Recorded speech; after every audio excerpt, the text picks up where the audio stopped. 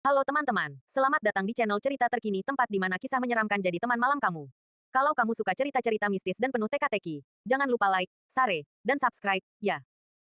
Sekarang, coba bayangin, kamu lagi jalan sendirian di tengah ladang tebu yang luas banget. Kanan kiri cuma daun-daun tinggi yang menutup pandangan. Angin berdesir pelan, tapi kamu tahu, ada yang aneh. Ada yang ngikutin dari belakang. Cerita ini berasal dari sebuah desa kecil di desa itu. Ada satu ladang tebu yang terkenal subur, tapi juga angker.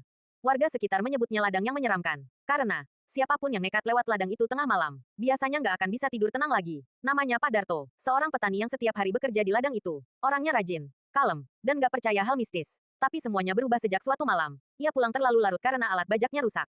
Waktu itu jam setengah 11 malam. Dia jalan kaki melewati lorong sempit di tengah ladang tebu. Langit mendung, bulan sembunyi. Cuma suara langkah kaki dan desir angin yang terdengar.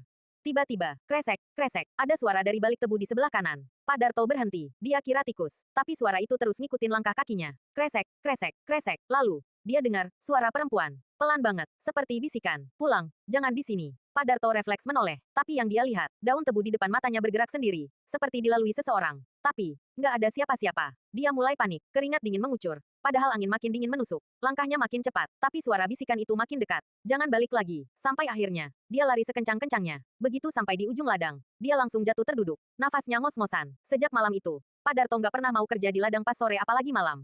Dan yang bikin warga geger, seminggu setelah kejadian itu, salah satu anak muda desa yang iseng bikin konten malam-malam di ladang itu ditemukan pingsan, dengan mata melotot dan mulut komat kamit kayak lagi mimpi buruk.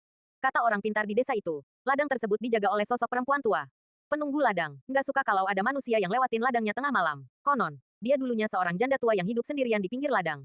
Meninggal dalam kesunyian, dan arwahnya masih merasa, itu rumahnya. Jadi teman-teman, kalau kalian suatu hari berkunjung ke desa yang punya ladang luas, jangan coba-coba masuk saat malam. Karena bisa jadi, ada mata yang memperhatikan dari balik daun tebu. Kalau kamu suka cerita ini, bantu support channel ini ya, dengan klik like dan subscribe.